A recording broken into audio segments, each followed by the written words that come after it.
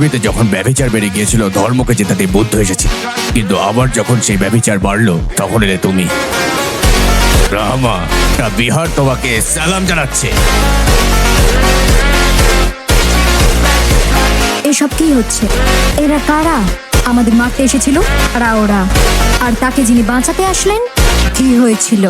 জিজ্ঞাসা করছি রামা, আসলে কি হয়েছিল?